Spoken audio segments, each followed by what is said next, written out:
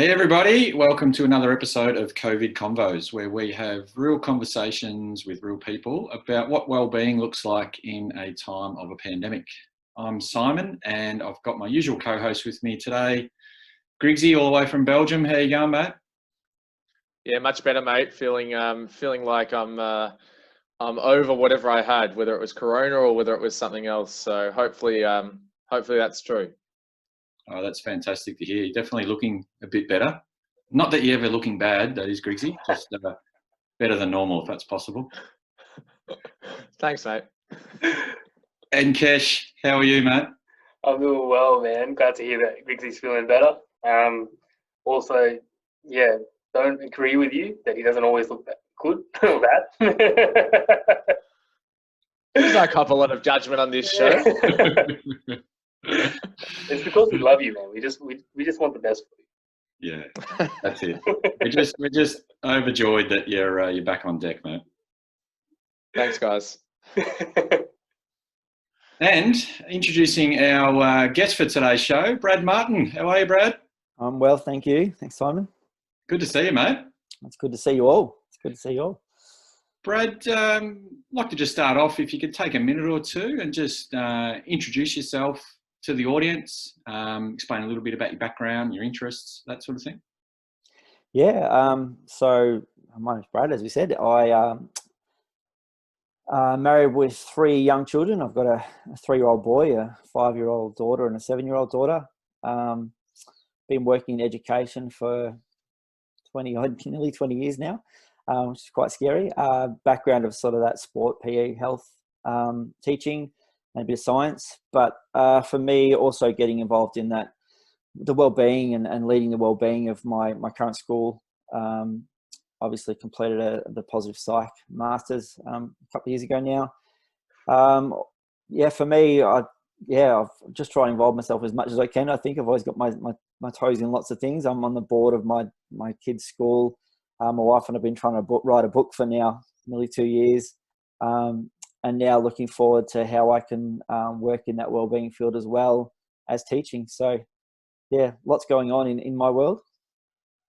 Yeah, certainly sounds like it, mate. You're making me feel like I'm a bit of a slacker with everything you're doing there. But you mentioned the book. What's the book all about? I think it's just that I'm naturally very good at writing immature 10-year-old boy voice. No, my wife had a really good idea for a book, and we just started talking about it and coming up with ideas, and then we just said we should write it. So we started writing it, and my voice happened to be the voice of this kid. It seemed to work quite well, and so she comes up with really amazing ideas, and then I just make it sound immature. But we've been working on it for 2 years, and it's almost at a point where I'm happy to send it out. Kesh was actually going to read it for me. I told her I'd have it read it for him next week, but I still got a couple of little things to fix. But yeah, it's just a book for kids to read. I mean, I think we started to focus having young children that the more reading kids do, the better. And we wanted reading to be fun. And this book's, I think it's fun. And it's hard work though. Can you give me like a 10-second synopsis? What's the premise? The premise is a boy who's got, we call it an asthenoid in their family, which is when they have like a genetic change, and it happens at some point. But he's the only one in his family that doesn't have any change besides his dad, but his brothers and sisters do. So one of them, for example, his little sister, when she gets angry, turns into a baby T-Rex. So she's like a little T-Rex running around the house, and he has to deal with that. But it's him dealing with moving to a new town where everyone's normal like him except his family, and having to deal with life as a 10, 11-year-old boy going through all that. So Yeah. I won't give away all the characters. Yeah, that's enough, man. I'm hooked.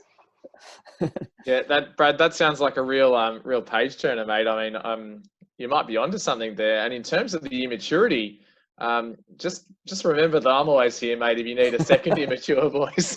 But in all seriousness, just interested to get your perspective, because I know you do hold all those hats within a schooling sort of context.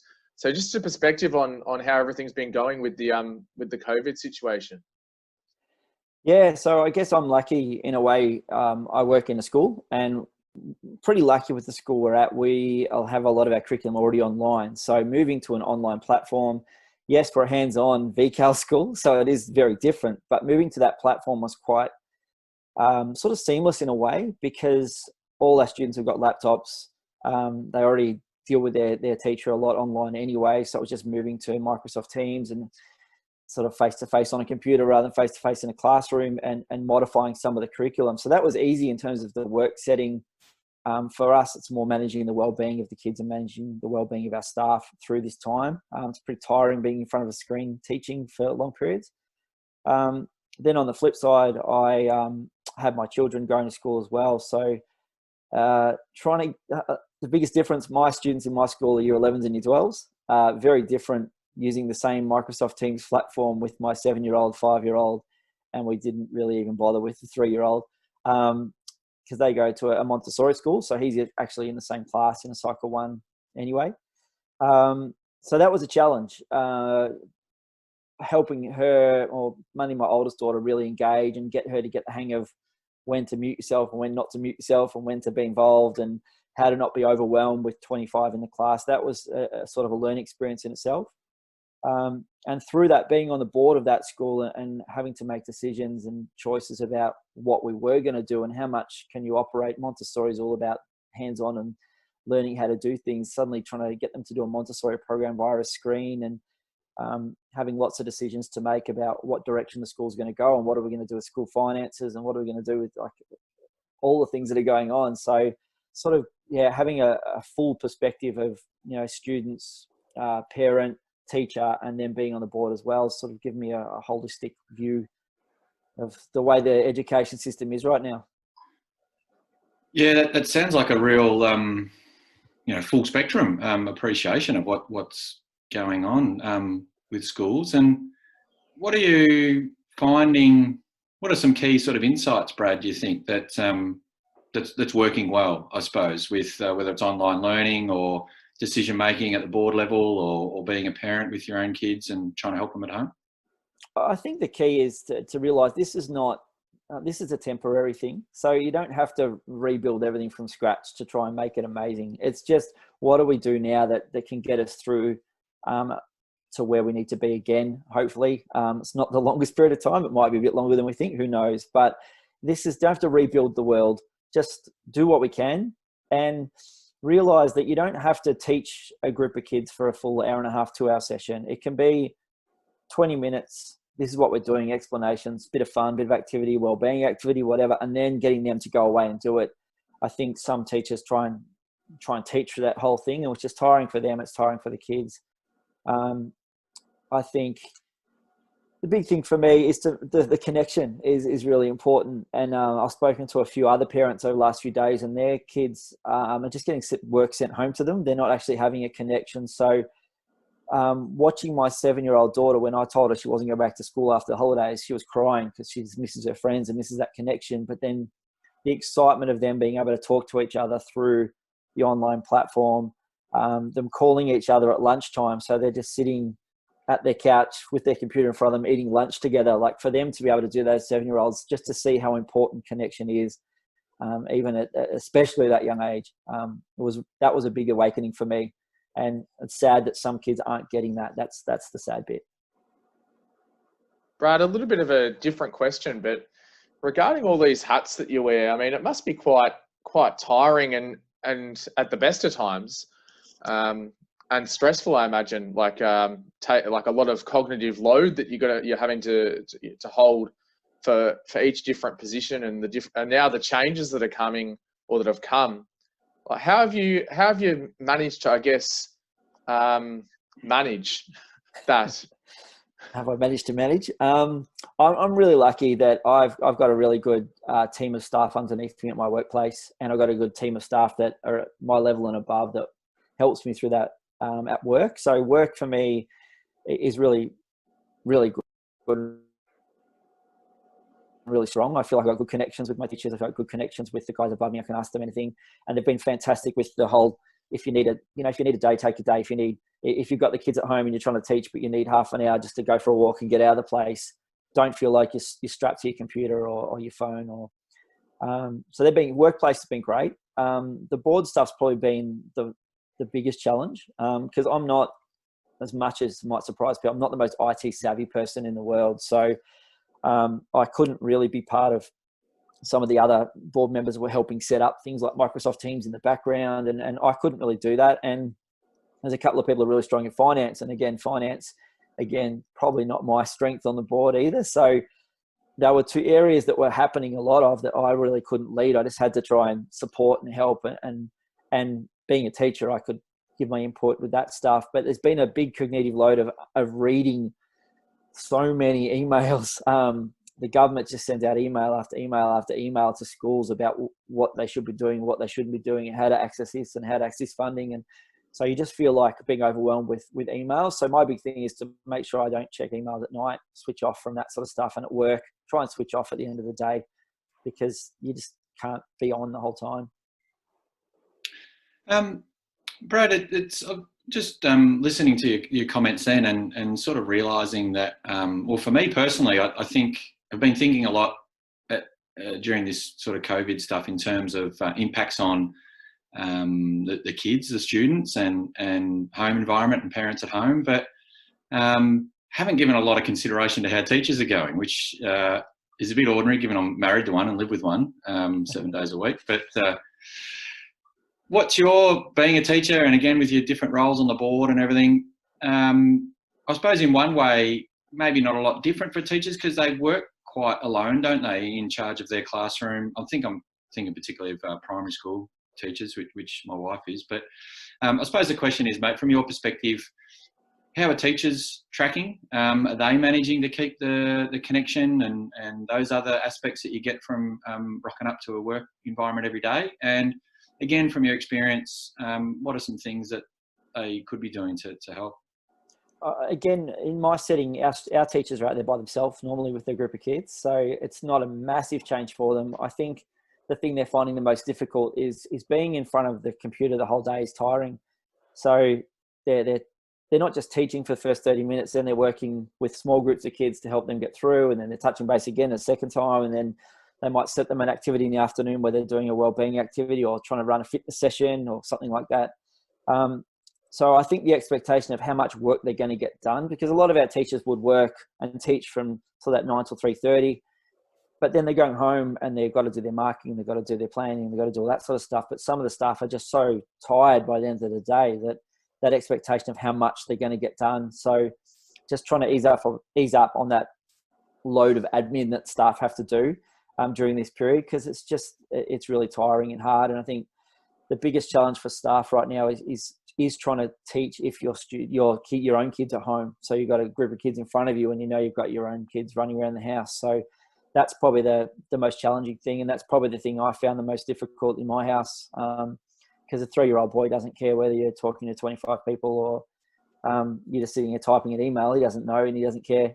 He wants to go to the toilet, or he wants a drink of water, or he wants something to eat, which is generally him every 5 minutes. So that's probably been the biggest challenge, and I think would be for most teachers. I think that would be the hardest thing to overcome.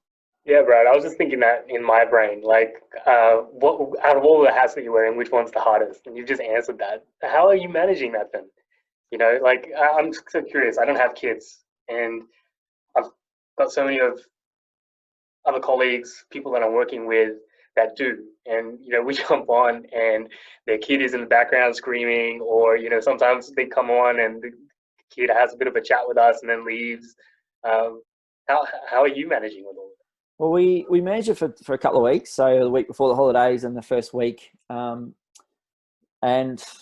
it was challenging at times. It's just making sure your work meetings and your work times aren't exactly the same, like with my wife. So we try and take turns. So one's sort of on and one's not. So I might be just working on emails or some admin while she's running a meeting, and then vice versa. I have to admit that Netflix and movies have become an important time. So suddenly it's, you know, we both got a meeting. So, you know, 10 o'clock we're all watching Bluey for the next 20 minutes because we've got to both have this meeting. But we've also got a lovely outdoor space where we've got a trampoline and a little house at the back. And they're pretty good at playing with each other. So it's giving them that freedom just to go, look, we just need you outside for 20 minutes. And my oldest daughter's pretty good at rounding the other two up and getting them involved in a game. So that's helped a lot. But we've also been lucky enough to get my children back into school for first day back today, just because my middle daughter just doesn't engage on a screen, doesn't like talking, won't even talk to her nan and pa on a screen. She just finds it overwhelming. So she's in prep and she sort of needs to be interacting with other kids, and she needs to be interacting with her teacher. So we spoke to the school about getting some support, because we're both working those first few days of the week, and she's not interacting at all. So they've actually allowed them back into school with the kindergartners and one in grade 2 for those 3 days, first 3 days of every week, which is today. I had a silent house for the first time in over a month, and it was strange. And magical. Well, it was. I got a lot of work done today. So it was good. Brad, I'm curious, like, we've all done the map here, so this question will make sense to us. What in your well-being knowledge base are you drawing upon right now? Like, what is making sense to you? Has anything informed you, or are you relying more on everything that you learned through education and teaching? No, for me, the thing that obviously the connection ones and relationships are really important, and I keep trying to make sure that probably my kids more than anyone is still interacting with other people, or else I'll find that my middle daughter will just quite happily stay at home and never leave the house. She'd never put clothes on if we didn't force her to. So that was one. But also the positive emotions for me is making sure things are still fun, encouraging my kids to use their imagination, and not just encouraging them, but just letting them go. And then when they come up with something, just running with it. So we've had some really interesting things happen during the holidays and last week. So we had a celebration day for every kid, where my oldest daughter decided it was going to be my middle daughter's celebration day. So we had an Emmy day where we baked cupcakes, and we went out the back and everyone had to do a speech. I think I had to sing a song about my daughter. And then, can you sing it right now? No need for that. And then we had, so that all three of them had a celebration day. So that was fun. We also had these 2 metal pot plant holders. One's a boy and one's a girl, and we've had them for 16 years. But my middle daughter went, you know what? They're now Brad and Emmy, and they're going to get married. So we had to have a full wedding out the back. Again, we had to make a wedding cake, and we had to get music, and so it's been an interesting place. Just letting my kids run with their imagination. Some of the games that they come up with on trampoline with balls and stuff, I still don't know the rules, but they're fun. So the fun stuff has been the big one for me, making sure we have those positive emotions. Brad, I absolutely magical examples there. I just curious, because we kind of talking about the outcome there. I imagine that you and your wife are doing things to enable those things to happen, right? Like, is there something special? Because I'm just thinking back to my childhood, and I love my mom. she did really good, but if we started getting crazy ideas, she would shut it down before we got too extra. And you seem to go the whole 9 yards with your kids. So is there enabling factors that allow this type of creativity to come out, or is it? I think I'll be honest. I think it's my wife's really good at. So one of them will come up with an idea, and she'll just ask, "Oh, so what are you going to do?" So, "Oh, we're going to have a celebration day. What does that mean?" And she'll ask the question, and then they'll just run with it. And we just sort of try and not stifle them too much. Try and encourage them. So if they want to have a celebration, then we've got to have cake. Okay, well, next thing I know, my wife's in there baking a cake or baking cupcakes, or I'm there cutting out and writing these signs. We've got to put signs up everywhere. So it's whatever they sort of come up with, you just got to run with, I think.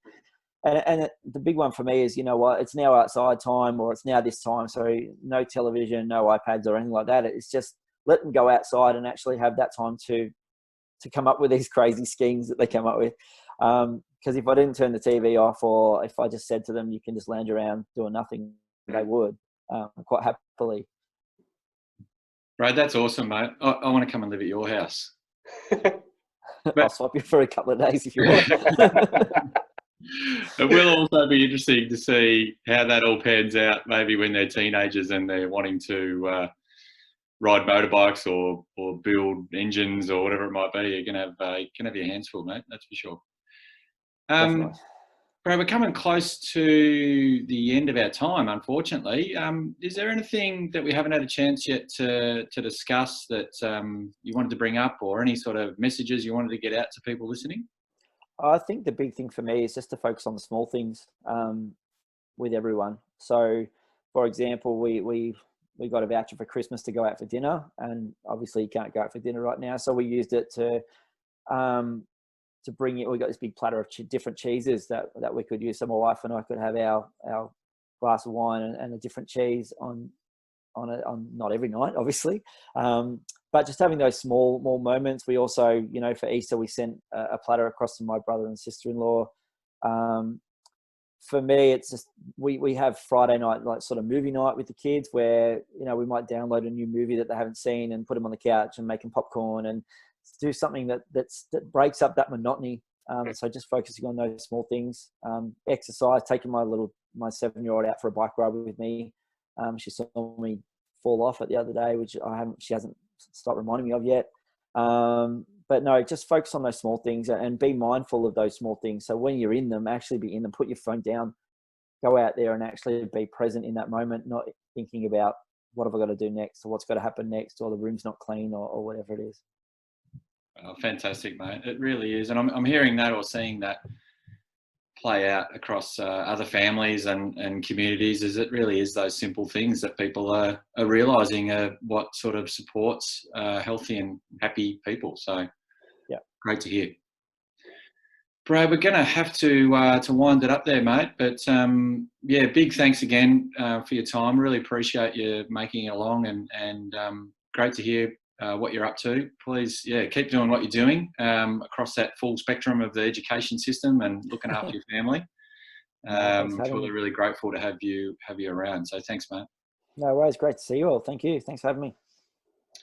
Thanks, Kesh and Griggsy, and thanks to everybody for listening in. As usual, please share, like, subscribe as much as you can. And until next time, you stay healthy, world.